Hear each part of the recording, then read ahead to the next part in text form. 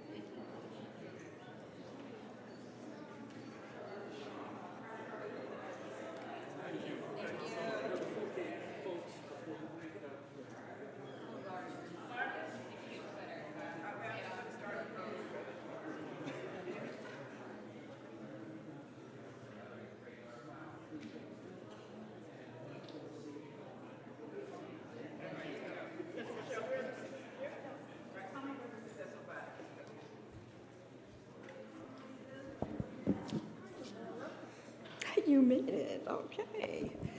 Good afternoon, good afternoon, good afternoon. Oh, welcome, welcome, welcome. I am Devorah Crable. I am the co-chair of the 2024 Black History Month celebration at St. Paul and the Redeemer, along with our illustrious chair, Joanne Robinson, and you will hear more from her a little bit later. On behalf of our rector, Catherine Healy, and the St. Paul and the Redeemer family, we welcome you to the littlest great church in Chicago on the South Side and to our Black History Month celebration with the radical hospitality of Jesus. Thank you for being here and give yourselves a round of applause. I'm just going to give you briefly a flow for the day. Today, we celebrate the greatness of iconic African Americans, contemporary and past, who give us a powerful example of how to take a stand against injustice. We lift up Ida B. Wells, who fought to have lynching as part of our dark past here in America considered a federal hate crime. We lift up and will hear from Congressman Bobby L. Rush, who made her vision a reality in 2021. Victory does not come swiftly or easily. We lift up sculptor Richard Hunt, who has immortalized Ida B. Wells and her contributions with a magnificent monument in the 4th Ward, and we are expected to hear from our alderman of the 4th Ward, Lamont Robinson, on the importance of these kinds of public monuments. We lift up and we will hear from Michelle Duster, our keynote speaker, who has just returned from the White House with talking and meeting with descendants of other great civil rights warriors, who will share with us her unique insights of Ida B. Wells and her responsibility as a torchbearer of her legacy. We also recognize today the historic, groundbreaking leadership of our Episcopal Church and their benchmark anti-racism initiatives. We lift up and recognize Bishop Michael Curry, the first African-American presiding bishop here in the United States. And we recognize Bishop Paula Clark, the first Black and first woman bishop to lead the Chicago Diocese, both of whom have launched landmark anti-racism initiatives. Let's give all of the people we lift up today a round of applause.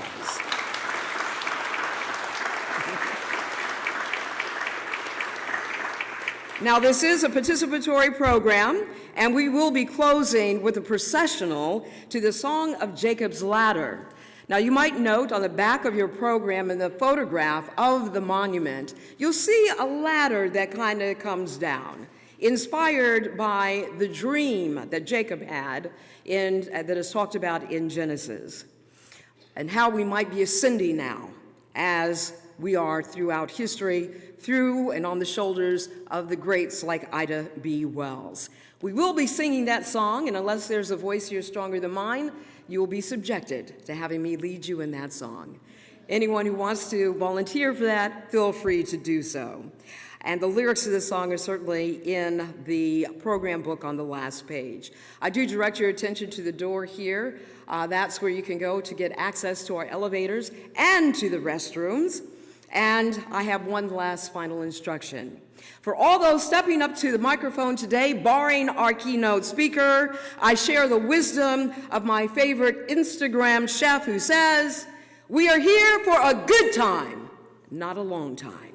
So please be brief with your remarks. And now I introduce you, and I am pleased to bring to the podium our Barnabas Puznoir, our associate pastor here at St. Paul and the Redeemer, who will offer the invocation for today's Black History Month program. Barnabas is a Hyde Parker from Delhi, India. He is dedicated and a passionate leader in our community who has a deep commitment to social justice and equality. We are honored to have him here sharing his insights and wisdom as a moving minister of the gospel. Please join me in welcoming Barnabas Puznoir, our associate pastor.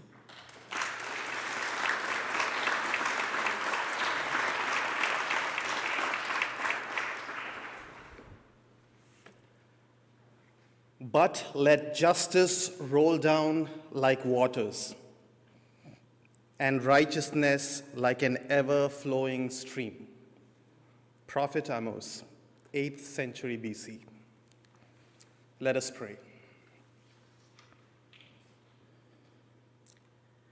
Gracious God, we gather here this afternoon, joining ourselves to the prophet's call for your justice and for your righteousness. This Black History Month, with a renewed commitment, we align ourselves to the faith and work of courageous African American women and men who have shown us the way of the kingdom of God. We celebrate their faith and commit ourselves to their work. Loving God, we give you thanks for this sacred gathering, a gathering where we who are made in your image and likeness seek the flourishing of your humanity. You have called every person to abundant life. Give us the strength to seek this abundant life, a life of freedom, a life of dignity, and a life of wholeness. Merciful God, this afternoon, teach us, challenge us, inspire us, and correct us, that we may learn to serve your people in the wisdom and power of your Spirit. Teach us the way of Jesus, the way of faith, hope, and love. All this we humbly ask in the name of your Son, Jesus Christ, our Lord. Amen.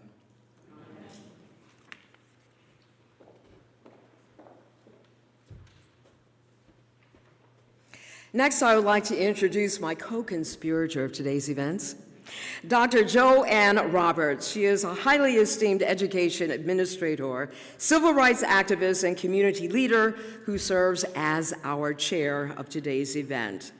With a wealth of knowledge and expertise in African American history and culture, Dr. Roberts plays a pivotal role in organizing and coordinating events that celebrate rich history and heritage of the African American Black community. Her dedication to promoting education, awareness, and understanding of Black history makes her just a tremendous asset to St. Paul and the Redeemer. Please welcome Dr. Joanne Roberts.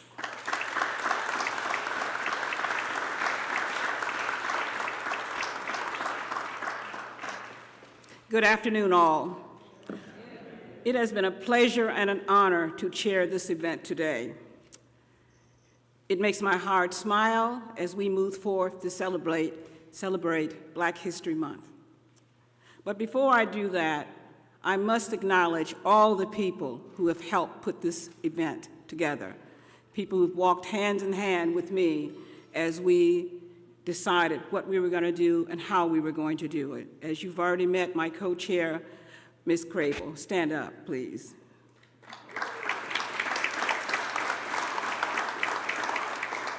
And I would like everyone in the church who contributed financially, provided food, decorated, brought water, all of you to stand up so they can give you a round of applause.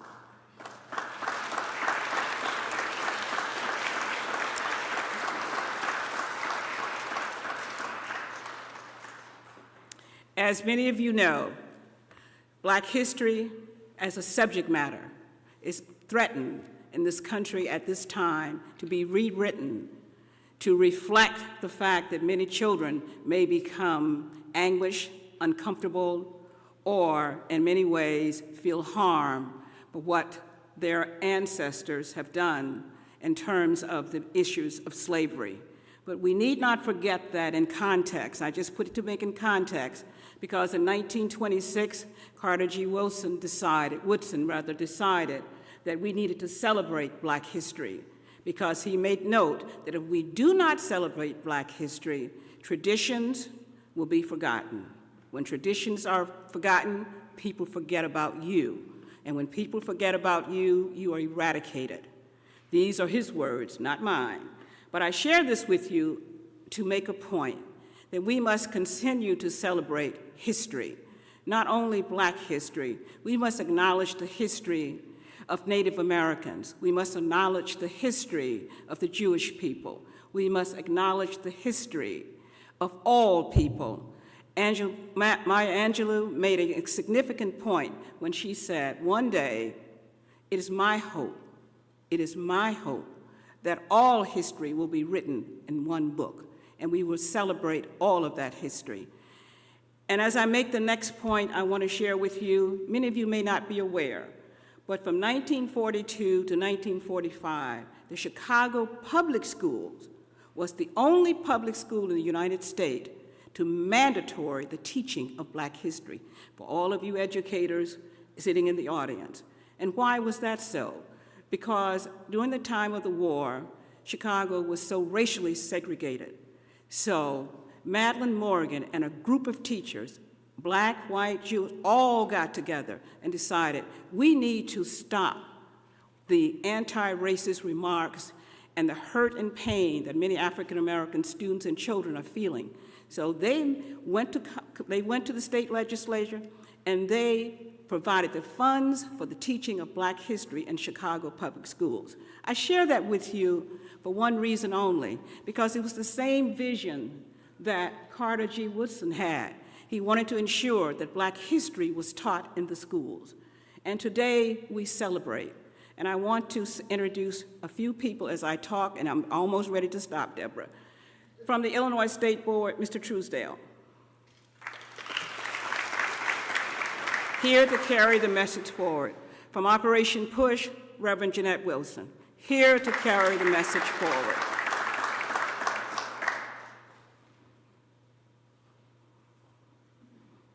And I share that with you because they're stakeholders in carrying this message forward and ensuring that history is taught. And the last point I want to make, I think Charlene Hunter-Gaut made it the most effective. Those of you who may know her, she integrated the University of Georgia when she said, Black history is our armor. It provides comfort, support, direction to fellow African Americans. It's where we go and lean on to gain the strength that we can continue. And my favorite of all was a woman that my mother taught me about when I was a child, Mary McLeod Bethune. And when I was in Europe with my parents and complaining as a child does, my mother said, let me tell you something, young lady. She said, Mary McLeod Bethune used boxes, cartons, to teach children, and charcoal to write with. And you're telling me you don't want to go to school? You don't want to learn? You don't want to do what you're supposed to do? That's non-negotiable. And that has been my anchor as I've moved forward in education to ensure that all children get a due and just education. So I want you to enjoy this day as a day of celebration, a day of reflection, a day of honoring those in your family, in your past, a day of honoring the people today that sit here with us, known and unknown, that continue this work. And I want you to enjoy the food downstairs. You smell it? Provided by Pearl's Kitchen. Do not leave without a plate taken with you or a plate that you sit downstairs and enjoy. So I'm again honored to sit in this position and to work with my church. And also Ms. Plummer, representing the Diocese of Chicago. Where is she? Stand up.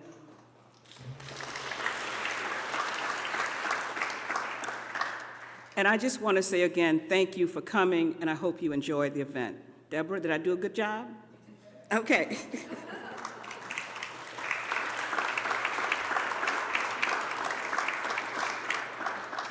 Reinforcing our theme of ascension is the hymn that we will offer for you today.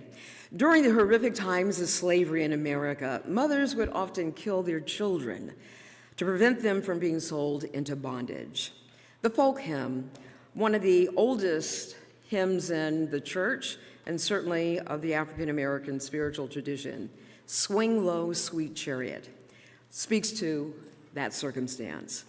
It was inspired by a story of how a mother was talked out of slaying her child and was encouraged to let the Lord's chariot to swing low because the Lord had big plans for her child to sail high.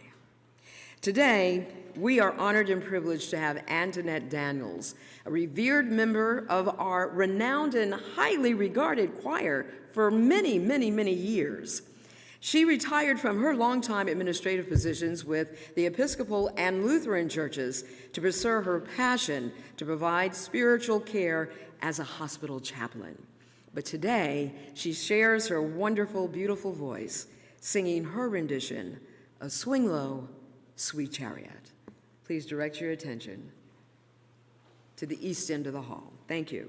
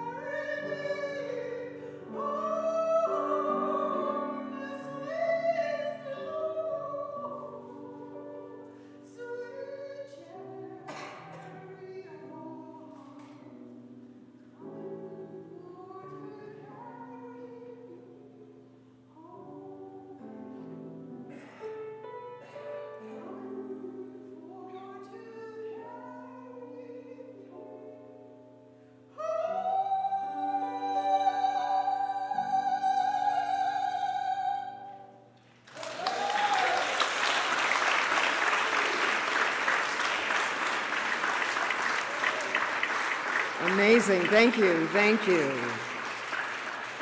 Well, that gives you a sample of what we do here at St. Paul and the Redeemer. And we've been here for many, many years, well over 128 years, coming up on 130, I would say. And I do encourage you to visit our website so you can hear and read for yourself the rich, rich history.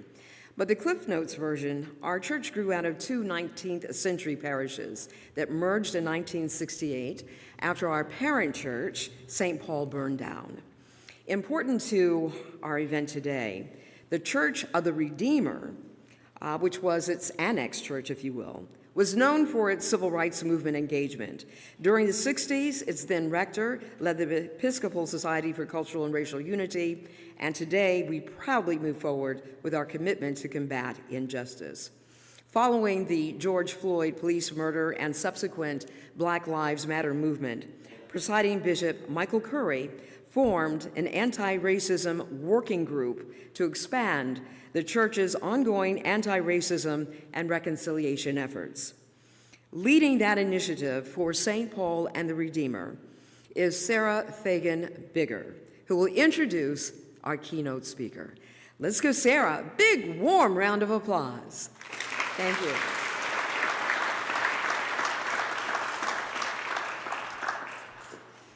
Good afternoon. I add my welcome to those you have received already. It's really great to see you all here. We're so glad to welcome you into our church home. It's my pleasure and privilege to introduce our speaker today, Michelle Duster. Her bio is in the program, and she is perhaps well known to many of you already. So I will introduce her by way of telling you why we invited her to be our Black History Month speaker. Michelle is a public historian who teaches by sharing important stories. Storytelling is a powerful tool used in many traditions, including the Bible. Stories provide an incredibly effective means to transfer and reinforce values, mores, culture. They also let people know what happened. I just want to acknowledge what's happening.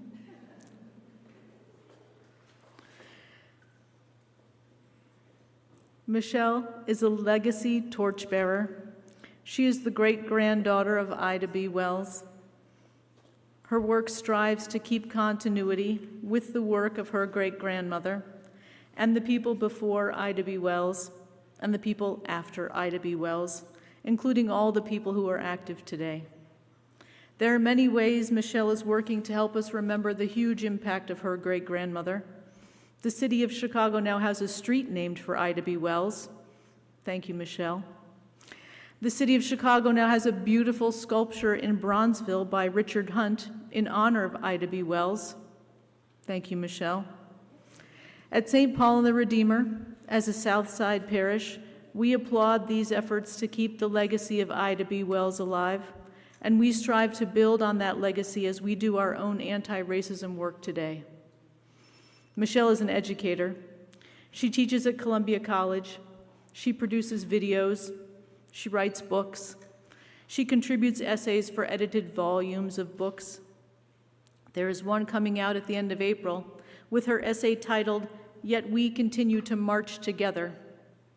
It is about how Black women cope with the reality that men they love are treated differently by police than others in society. The book is called "We Refuse to Be Silent: Black Women's Voices on Justice for Black Men." Michelle is an anti-racism activist. Through our parish's anti-racism working group, we join our efforts with hers and others to create a society where treatment of Black men by police is not different, where there is equity, where there is justice. If we are not fighting racism actively, concretely, how can we claim to be living out the gospel message? During Black History Month, we strive to remember, to celebrate, and to honor not only the contributions, but also the incredible beauty, goodness, and truth of Black people. Michelle has a lot of talents and a lot to teach us. We were delighted when she accepted our offer. Please join me in extending a warm welcome to Michelle Duster.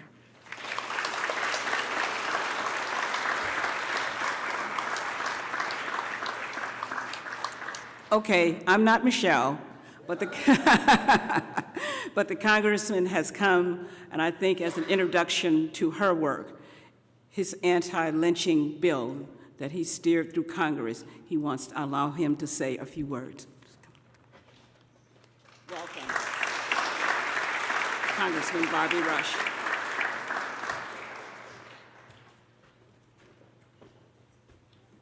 And most importantly, I'm not Michelle. Oh, what an occasion. I only have a few moments, and please bear with me. This is my third event. I introduced Danny Davis at a church in Inglewood early this morning, then I ran over and had church myself. I preached my sermon and left church and ran over here. So it's been quite a day already, and I'm so delighted to be here. I'm to speak on the Emmett Till bill, and I just have a few words to say about the Duster family, the Wells family. I know the Barnett family. I know of them, and I know them. I've known some of them very on a personal level, and I have always held them in very, very high esteem. They have always been an inspiration to me. I was just told that the closest Dustin that I knew passed last year, and I didn't realize that she had made a transition. Maxine Dustin was a very close and inspirational friend of mine who helped me out when I was in the Black Panther Party and in my early years as a member of the Chicago City Council. So we are blessed to have this family in our midst and to have this family at work day to day in our city and our nation. The Emmett Till Mill came about because of a phone call that I received from Reverend Jesse Jackson, who he said, "Bobby, do you realize that there is no anti-lynching mill in the federal government?" And that's how it began. I said, "No, Reverend, I didn't. I'm on it. I get right on it." And I went to work on it. I realized that after 100 years, countless times, that mill had not become a part of our federal laws, part of federal legislation. And my staff began to do research on the mill. We knew that the last time the mill had failed was in 1900 by another, it was introduced by another member of the Illinois delegation, a fellow by the name of Dwyer, and it had not passed.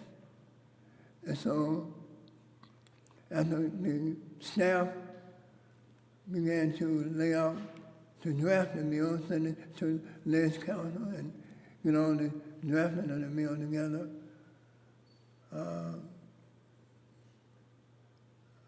I said, the Spirit spoke to me and said, "Name the mill after Emmett Till." And that's how it became the Emmett Till anti-lynching mill. The only time that the mill had been introduced with a name. And the name it after Emmett Till was only the right thing to do.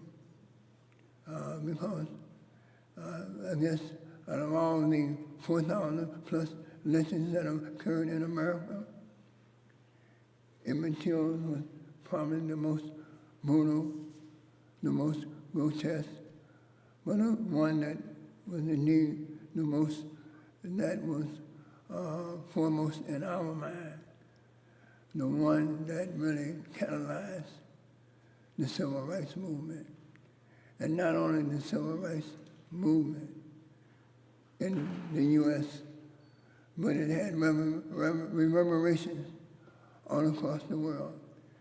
And the march toward the liberation of African countries on the continent of Africa was inspired by the lynching, the murder of Emmett Till. And so as we celebrate Black history, we celebrate the passage of the Emmett Till anti-lynching act. It's not something that our nation should really be really proud of. It took too long. Too many lives were lost. And frankly, the only way that the bill passed this time, although it had passed the Congress for about 3 sessions of Congress before it finally became law, because I kept introducing the bill. Corey Bush, Senator Corey in the Senate, and Kamala Harris would introduce it in the Senate, and I introduced it in the House. But quiet as it's kept. And I thank God for this, although this will show you how much resistance there is in Congress. The immaterial bill passed what it did in Congress because the George Floyd anti-policing bill could not pass. And it was a fallback bill. Both bills should have been passed. But because they did not want the Republicans in the House and the Senate, or in the House and the Senate really, did not want the George Floyd bill passed, then the second option was the Emmett Till, passing the Emmett Till Anti-Lynching Act. That is the only reason why it passed, why anti-lynching is a part of the federal statute right now, why it's against the law to lynch someone in this nation because of race, creed, or color, or religion, or gender. So it was a cop-out, an optional alternative. It wasn't the foremost item on the Republican-led Senate agenda. They wouldn't pass George Floyd, so they settled for Emmett Till, two black men who in substance was lynched. So I guess in their mind, Emmett's lynching was a second option, a second choice. They would rather have had the Emmett Till bill than the Emmett Till and the George Floyd bill passed. So we still got a lot of work to do. History is still before us. We have a lot of work to do. Thank you.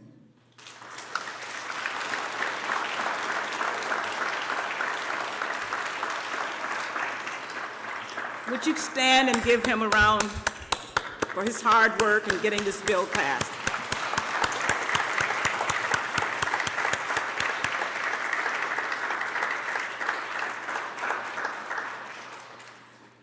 There's one more person representing the ward, Alderman Lamont Robinson.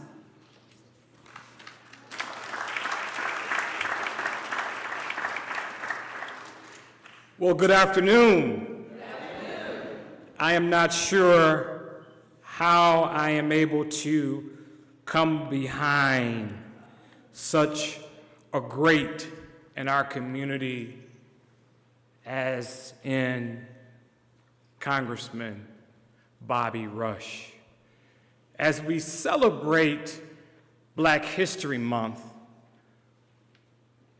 we could celebrate those who have passed as we are celebrating the history and the life of Ida B. Wells. But ladies and gentlemen, we have history among us in Congressman Bobby Rush.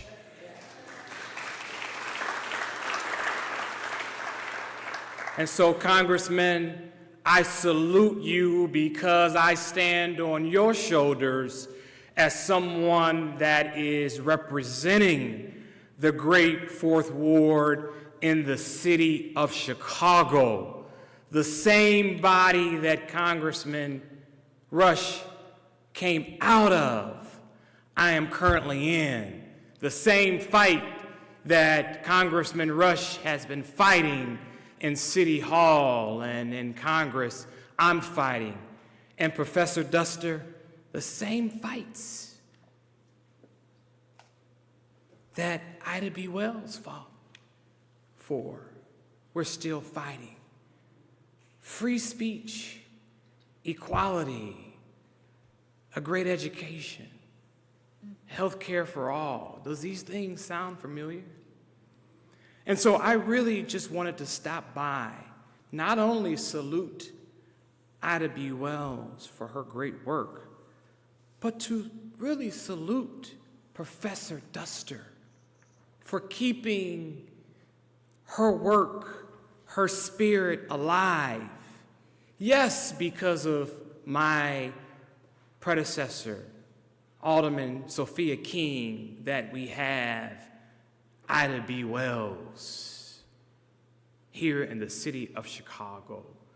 Yes, we have a statue in her honor, but it is because of the work of the young lady who will come up and speak after me, keeping that legacy, that spirit alive. And so, Professor Duster, thank you. We love you. We need you. And God bless you. And thank you for this opportunity.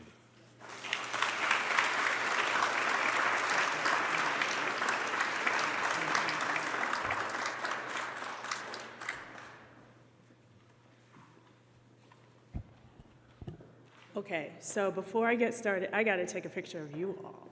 Because this is a beautiful sight from up here. You don't mind, do you?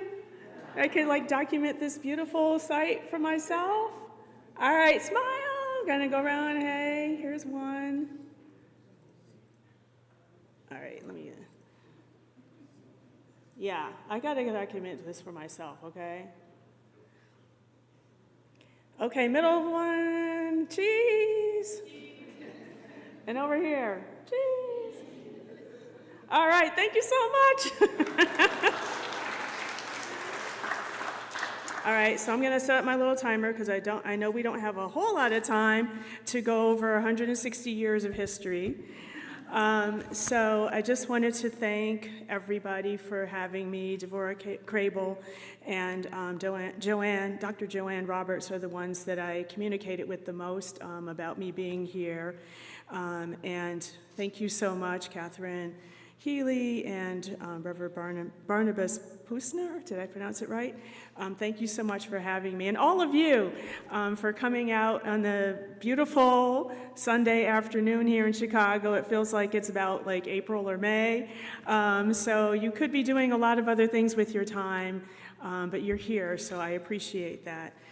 So I'm going to set up my little timer, so I just take up 30 minutes of your time, of your afternoon.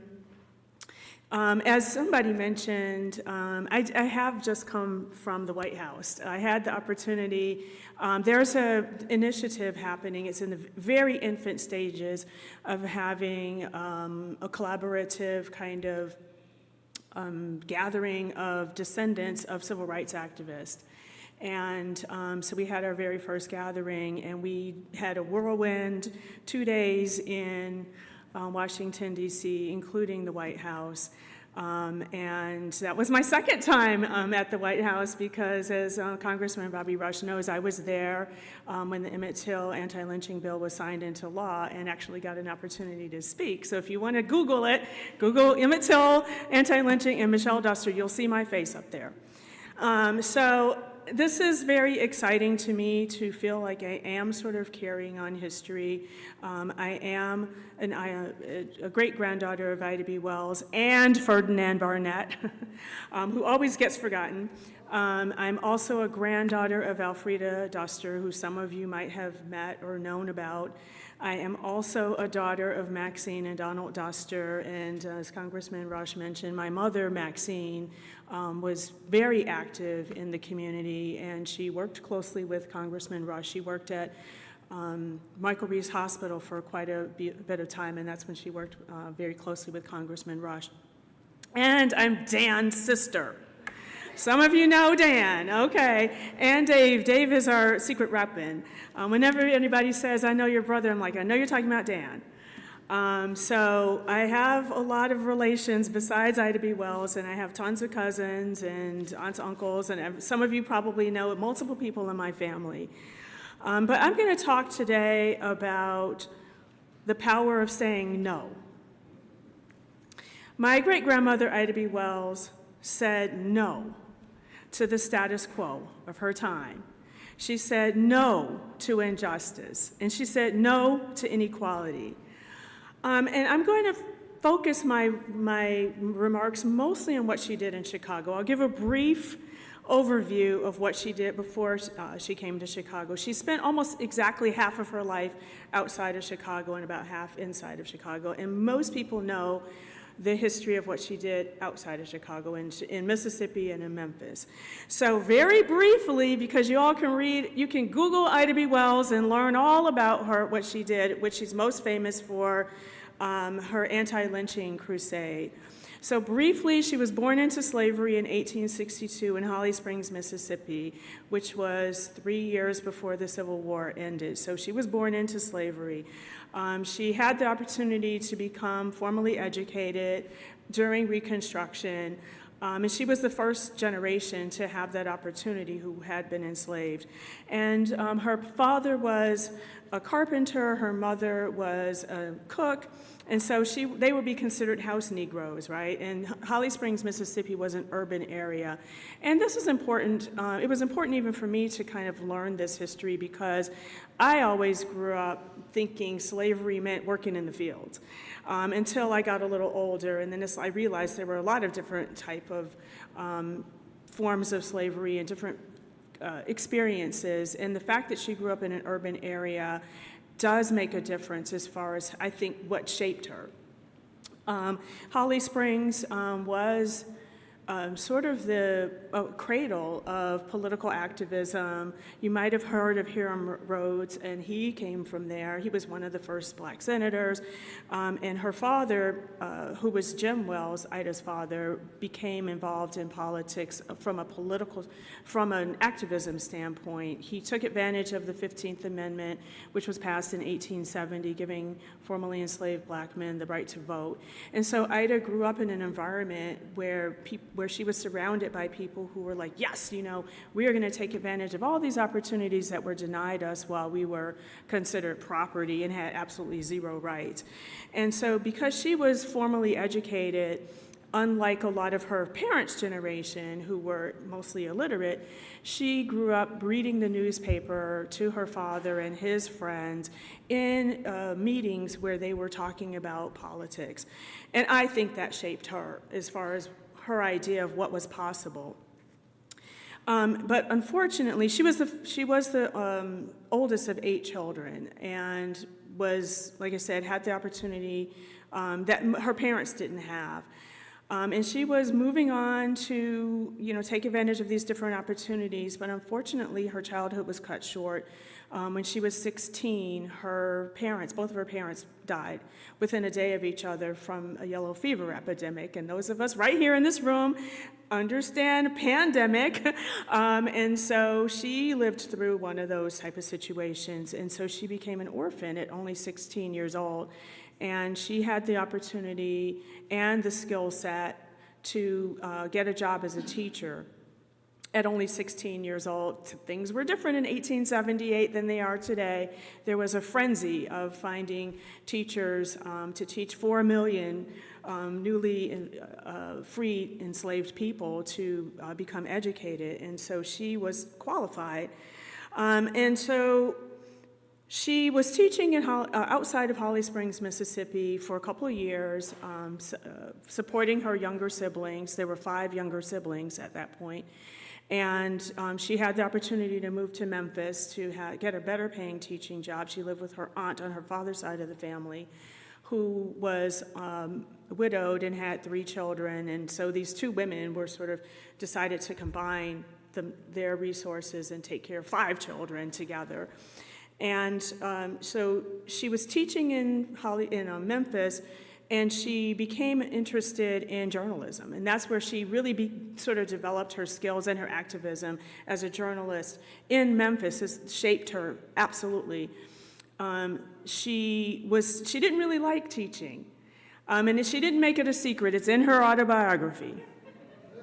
which is out there on the table if you want to flip through it. She taught because that was what she had the skills to do, and according to her, it was one of the higher paying positions that she could get at the time. So she's like, okay, I'll do it. I have to take care of myself and all of my siblings. But she, as a creative outlet and as a spiritual outlet, she started writing for church newsletters. And then one thing led to another, and she ended up being a co-owner of the newspaper Memphis Free Speech. So she was enjoying this opportunity to express herself through journalism. She said no to limiting herself to women's topics. She wanted to write what today is called hard news. She said no to accepting inequality in pay and working conditions, and she spoke up about what was going on in the teaching, separate and unequal teaching environments there. And so ultimately she lost her teaching job. And so she was working full-time to grow the newspaper when her friends were lynched. She had 3 friends who owned a grocery store called the People's Grocery, who were enterprising entrepreneurs who were trying to take advantage of opportunities during this period, this Reconstruction period of time, and they were killed for being successful, basically. And so that set her life on a whole different trajectory because she decided to say no to being silent about what was going on in the community. She wanted her friends' deaths to, it was almost like the Black Lives Matter movement of her time, or say her name of her time, or say his name of her time. She wanted people to know what was going on when it came to domestic terrorism, which was mobs of people. They were lynching people not only for quote alleged crimes, but for challenging the status quo, for daring to be more than what people thought Black people's role in society should be. And she investigated one situation after another and found that was the case. And so ultimately she lost her printing press, she was exiled from Memphis, and she relocated to New York City. And she started writing for the newspaper, the New York Age, with T. Thomas Fortune. And she ultimately wrote her first pamphlet called Southern Horrors, Lynch Law in All Its Phases. It's available online right now. Everything has been digitized, so you can read her writing. And I think she left an incredible firsthand chronicle of what was going on during her time. She ultimately went to England in 1893. She did an exhaustive speaking tour, and her purpose and goal was to shame the United States, because she made it clear in her writings, and thank God she was a writer and she left all of these documents behind for us today to understand what was going on. She felt that the Southern people were not doing what they needed to do in order to stop lynching. And then she went to the northern part of the country with the idea that, well, maybe people don't know what's happening in the South, so I will educate them. And that wasn't as effective as she was hoping it would be. So when she got an opportunity to go to England, she was like, well, maybe international pressure will help people understand the atrocities that are going on today. And that's, we can understand that even in today's world, right? We can think of things that are happening in other countries today that people in the United States are like, this is barbarism, we need to do something about it. Sanctions, whatever, right? Ida B. Wells was thinking that same way, and she encouraged England to boycott United States cotton. She was that forward-thinking, and she realized that economic pressure versus moral pressure was what the United States would understand. So she came to Chicago in 1893, after she came back from England, at the invitation of Frederick Douglass, who was here to protest the exclusion of African Americans in meaningful ways from the World's Columbian Exposition. They already knew each other, and he was sort of a mentor to her. He was kind of like, he could have been a grandfather to her, because he was about 45 years older than her. And so she came to Chicago, and they worked on a pamphlet called The Reason Why the Colored American is Not in the World's Columbian Exposition. And one of the other people who wrote a segment for it was Ferdinand Barnett. Hello. So that's why I'm here. They worked on this pamphlet together along with Irvine Garland Penn, and more than a pamphlet came out of this. They ended up getting married in 1895, 2 years later. And again, Ida B. Wells said no to the idea that a woman had to only be married to either a cause or to a man. She was like, I can do both. I can still be an activist and I can be a wife and a mother, and she became a mother of 4 children. The youngest was Elfrida Barnett Duster, who some of you might know is my grandmother. Ferdinand Barnett, just in case you're wondering, who is this guy who snagged Ida B. Wells? He was an attorney. He had his own law firm, and he also was the founder of the Conservator newspaper, which was the first black-owned newspaper here in Chicago. So he was also a trailblazer and an activist in his own right. Now, since I'm here in Chicago, right in my neighborhood, I don't live too far from here, and I know I'm talking to people who will know these addresses, I am going to tell you exactly where Ida B. Wells and Ferdinand Barnett lived. The first address was 2939 South Princeton. The second address, they lived there for about 3 years. Then they moved to 3234 South Rhodes. And that's mostly where they raised their children, their 4 children. And Ferdinand had 2 children from a previous marriage. So most people don't know that Ida B. Wells was a stepmother, too. I've seen some things that say she had 6 children, and I'm like, hello, no, she had 4, and she inherited 2. And then they moved to the house that is now a national landmark, which is 3224 South King Drive. At that time, it was Grand Boulevard. And they are the ones who sold it. Some people are like, why isn't it a museum? Do you still own it? Hello, okay. They sold the house in 1930. Ferdinand and Ida B. Wells sold the house in 1930. My father was born in 1932, so I had absolutely nothing to do with this house, okay? They sold it because you have to remember this was in the middle of the Depression. And their kids were grown, and they had this huge house. They were empty nesters. So they moved to 326 East Garfield Boulevard. And that's where they were living when Ida passed away. She passed away in 1931. And then in 1932, Ferdinand moved to 3239 South Prairie, which is where my father grew up. So this was a multi-generational house. My father and my grandmother and her kids were living there, and then Ferdinand moved in. So 3239 South Prairie is what I always grew up hearing. That address is indelibly printed in my mind, and I've gone there, and there's now a senior citizen home on that land. But still remember, 3239 South Prairie is where my dad grew up, and he's one of 5 children. So some of you might know Ben Duster, Charles Duster, Donald Duster is my father, Elfrida Duster Farrell, and then Troy Duster. Those are my aunt and uncle and my father. All 5 of them went to Wendell Phillips High School. All 5 of them were either salutatorian or valedictorian of their class. So I am a descendant of Ida B. Wells, but I'm also a descendant of these other generations who did their part to contribute to our society. So I am the 4th generation Chicagoan, but I'm the first to live outside of Bronzeville. I gave you the list of all of the addresses. And so that was just a little sidebar so you can see how grounded my family is in Chicago. So Ida B. Wells continued to say no to unequal access to civil rights. She was in 1896, she co-founded the National Association of Colored Women's Clubs. Now that's interesting because she went to Washington, D.C. For this first meeting there were multiple clubs that were all over the country, and they decided to merge and become this national club. And one of the people at that meeting was Harriet Tubman. And Ida B. Wells went to that meeting with her first child. He was an infant, whose name was Charles. And she, at the meeting, had the little baby with her, and Harriet Tubman was at the meeting.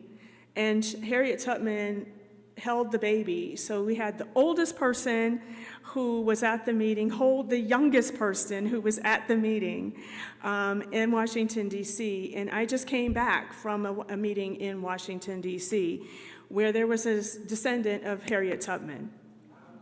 And so both of us are like, oh my God, like we are meeting each other all of these decades later, and our family, you know, is sort of connected from 1896. In 1898, Ida B. Wells went to Washington, D.C. again to meet with William S. McKinley, President William S. McKinley, regarding having an anti-lynching bill passed after Fraser Baker, who was a postmaster in South Carolina, and that some people had a problem with a black man having that type of position, and they really did everything they could to get him out of there, and he refused to leave. And so they decided to kill him. They burned down his house, they riddled his children with bullets. It was really a horrific scene. You can look it up. Fraser Baker was his name, and after my great-grandmother heard about this, she was like, this is ridiculous. Like, we need to pass anti-lynching legislation. And so she went to talk to President McKinley about that. And after 200 attempts in 124 years, Congressman Bobby Rush was able to get that legislation passed.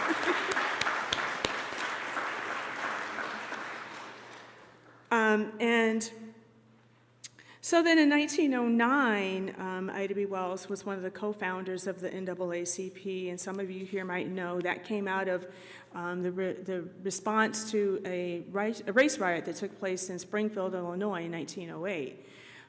There was a lot of reaction to that riot because it was the quote home of President Lincoln, who allegedly, you know, freed the slaves, and it was in the northern part of the country. And there were so many things about Springfield that made people say, wait a minute, we need to do something. And so a national organization came out of that meeting. But some of you might know that even though she was one of the co-founders of the NAACP, she really wasn't very active with the organization. My great-grandmother, as some of you probably know, was considered radical and militant. And she was one of those people that wanted to get out in the streets and roll your sleeves up and hang out with the people in the streets. And she wasn't like a person who was like, I'm going to sit in a meeting and kind of go over data and statistics and figure out a strategy from sort of an academic point of view. And that was how she perceived the NAACP leaders at that point. That was their comfort level. And she was like, okay. She kind of partnered with William Monroe Trotter, who was also considered to be radical and militant. And so she wasn't very active with the NAACP, although she was one of the co-founders. Over the course of her writing career, she wrote several other pamphlets besides Southern Horrors. One was A Red Record, which is probably one of her more well-known pamphlets. It's extensive chronicle of different lynchings that took place. She used data, names, locations. She interviewed people to find out firsthand experience of what happened regarding the lynchings that took place. So A Red Record chronicles 1892, 93, and 94, 3 years of lynchings. And what she did was she combed through newspapers from all over the country in order to gather all of her data. Another thing that I found interesting when I was doing research for my books was that she actually employed kind of like, she hired people to go to some places to ask questions. A lot of times they were white men that she hired because they could go into spaces that she, as a black woman, would have a hard time going into. And so she used a lot of different techniques in order to gather her information. She published Lynch Law in Georgia, Mob Rule in New Orleans, the East St. Louis Massacre, and the Arkansas Race Riot, which some of you might know about this. You know, the year of 1919 was the Red Summer, which is when the race riot took place in Elaine, Arkansas. And now there's starting to be more focus put on that race riot. There's now a documentary film about it. There's a monument that was created actually in, I think it's in Helena, Arkansas, which is cause for some questions. But anyway, I personally am very interested in what happened in Elaine, Arkansas, and a lot of these other communities where entire communities were wiped out. That is an absolute case for reparations, because if you read the Arkansas Race Riot pamphlet, it's online. My great-grandmother, Ida B. Wells, itemized the amount, the dollar amount of loss for the people in that area. So people can look at that and figure out what, by today's standards, people lost. So continuing on with what she did here in Chicago, she said no to unequal access for education for her children, and in 1897, she founded the first kindergarten for black children at Bethel AME Church. She said no to unequal treatment in housing when it came to migrants that were coming.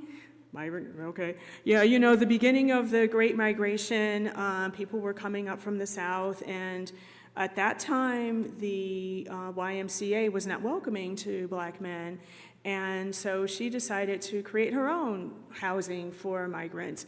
And so she started the Negro Fellowship League, which I will give you places where they were located. She started it in 1910, and it first was at 2830 South State Street, and it was there for a couple of years. And then she was having trouble finding funding for it. She did a lot of sort of crowdsourcing, what today would be sort of a GoFundMe kind of strategy, but she wasn't able to keep that space. And so then she moved to 3005 South State Street, which is now very close to where there's a marker for the Alpha Suffrage Club, because she started the Alpha Suffrage Club there at the Negro Fellowship League. And that's another way that she said no to unequal access to the vote. So she was one of the people in the suffrage movement fighting for women to have the right to vote. So she founded the Alpha Suffrage Club in 1913. And again, she went to Washington, D.C., and she participated in the suffrage march the day before Woodrow Wilson's inauguration, and she said no to segregation within that march. They asked the black women to march in the back of the parade, and she was like, I don't think so.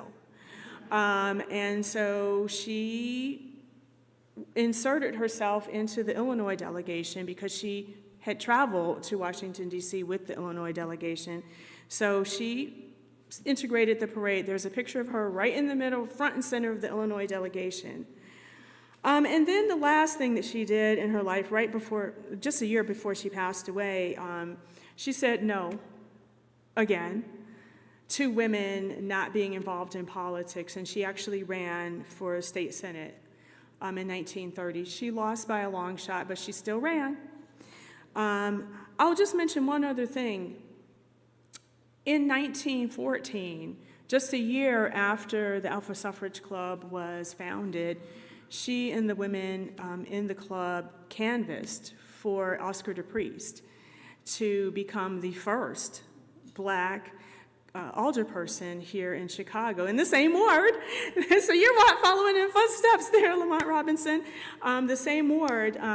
It was the second ward at that time, but it's still really the first ward because they were living at 3624 South King Drive at that time. So she was involved in politics, she was involved in journalism, she was involved in, multiple education. She was about equality in every aspect of life.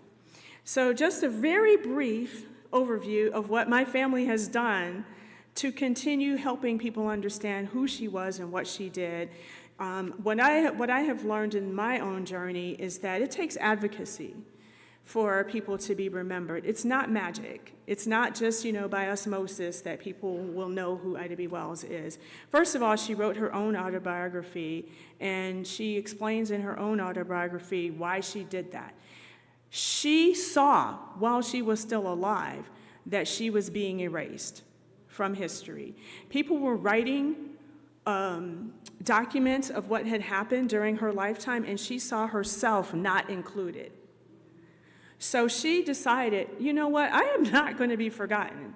And in 1928, she decided to start writing her autobiography. And unfortunately, she passed away in 1931 before she was able to finish it. But my grandmother, her youngest daughter, found the manuscript, and she decided to get it published. And she had 5 children at the time, so over 40 years, she edited the book, and she shopped it around, and it took a lot. What I understand is it took a lot for her to get this book published, because she finally was ready to be sort of published in around the 1960s. So imagine trying to get a book published about a militant, radical black woman, freedom fighter in the 1960s. So what I was told was that a lot of publishers were not really interested in that.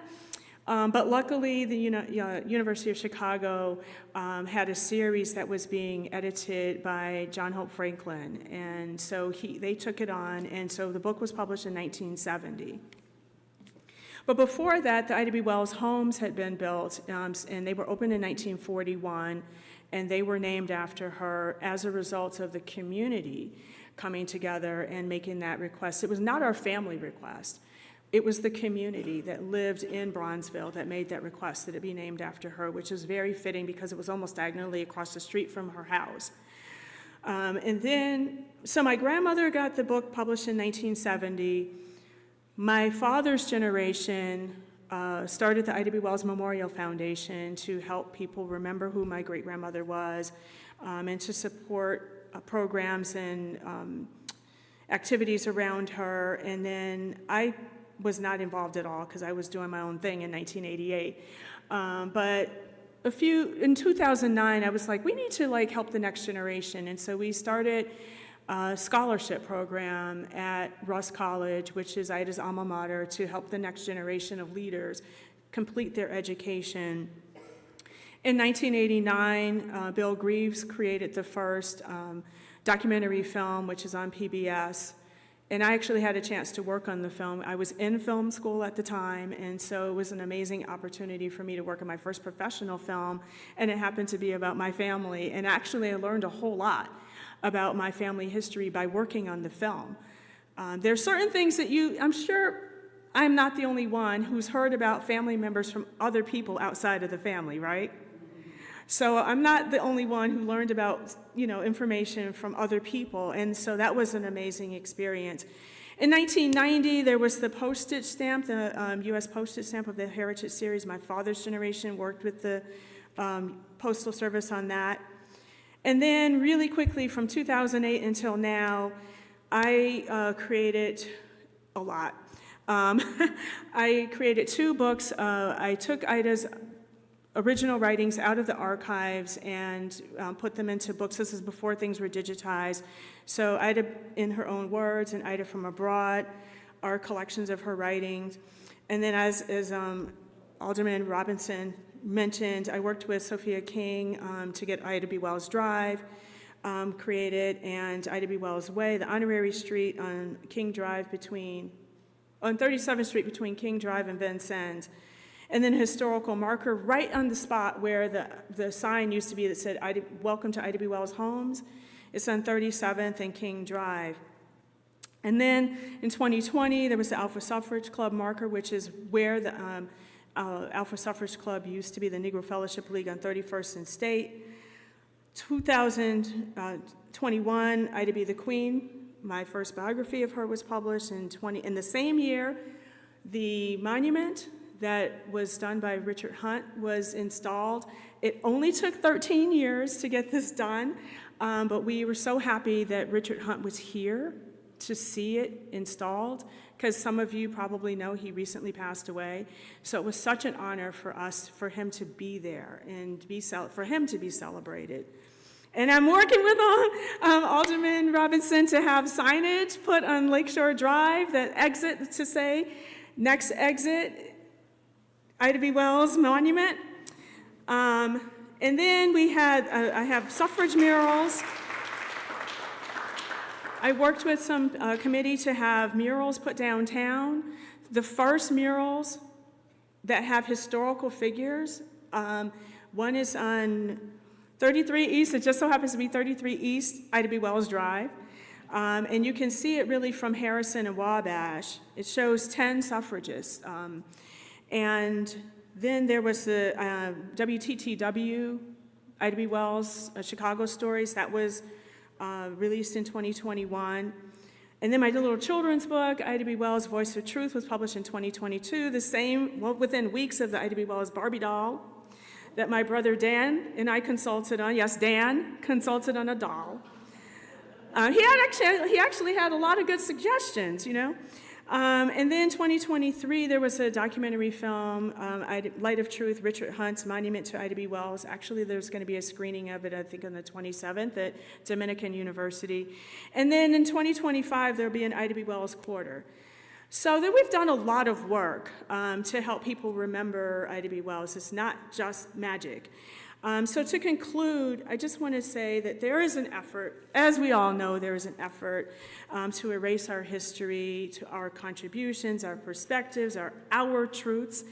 But we all have to say no to this attempts at erasure. And we all can work in the tradition of Ida B. Wells and fight for justice, equality, and inclusion.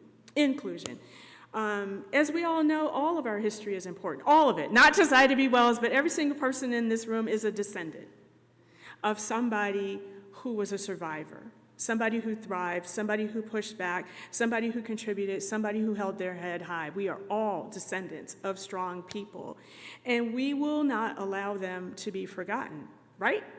Right? We're not going to allow any of these people to be forgotten. So we will all of us, say no to erasure. So we're going to say that together. No to erasure. Together we are going to preserve, promote, celebrate, and incorporate who we are as a people and what we've contributed to this country, because African American history is American history. Why? Because African Americans are what?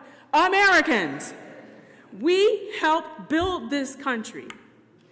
So as Ida B. Wells quote, which is on the monument, the way to right wrongs is to turn the light of truth upon them. And we all believe in truth.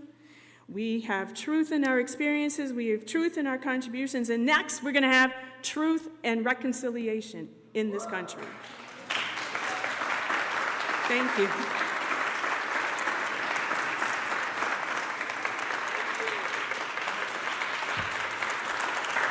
Bravo, Michelle Duster! Woo!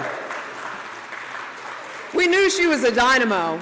She comes from a long line, right? And it's irrefutable that she comes from that line. We were talking about this earlier. You can see it in the arch of the eyebrow.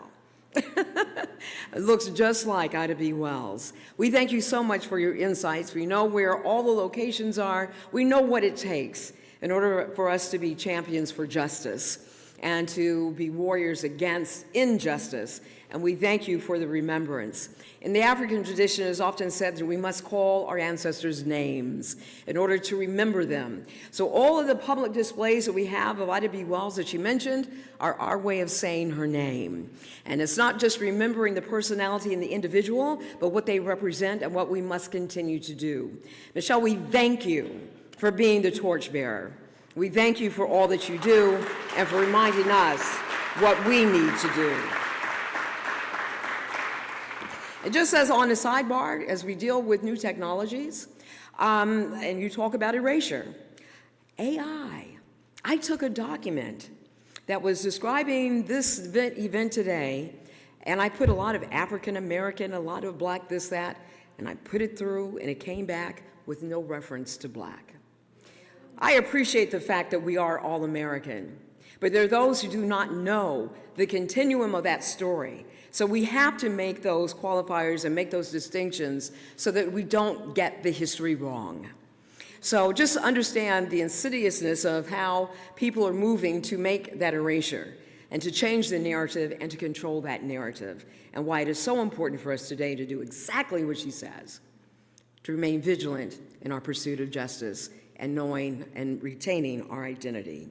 And for someone who really does understand that, and we hear it every Sunday right here at St. Paul and the Redeemer, I am honored to introduce our rector, Catherine Healy, who is our rector here at St. Paul and the Redeemer. She is a dedicated and compassionate leader who is committed to serving our community with love, integrity, and a deep sense of spiritual purpose. Under her guidance, St. Paul and the Redeemer has flourished as a center of worship, service, and fellowship, where all are welcomed and embraced. Catherine's passion for social justice and her unwavering dedication to her congregation make her a valued and respected leader within the Chicago community. Please welcome our rector, Catherine Healy.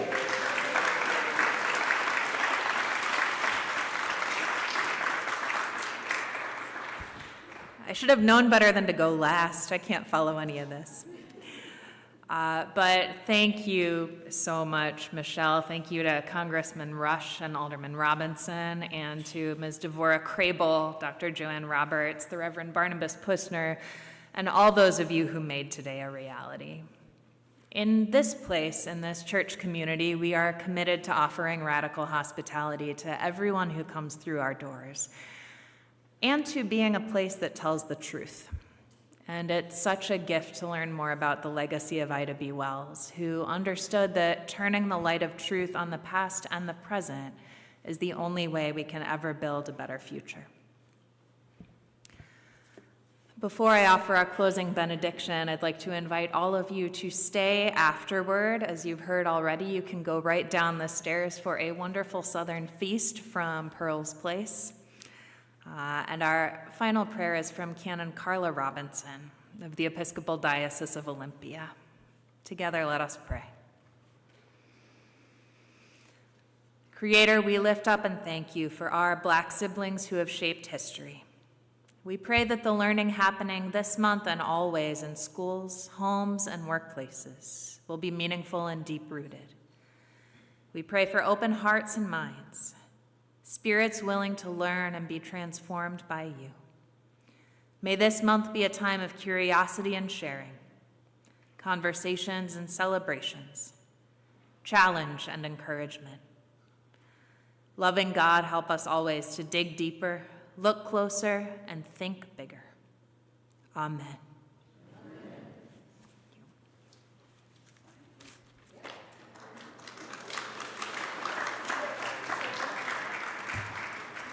All right, thank you again, everyone, for being here. If you need to take an elevator, it's on through that door and to your left. And we'll see you downstairs for a wonderful, wonderful feast, as Catherine has shared. And Patrick, where are you, Patrick? On the way out, we are climbing Jacob's ladder. Where are you? I need some help here.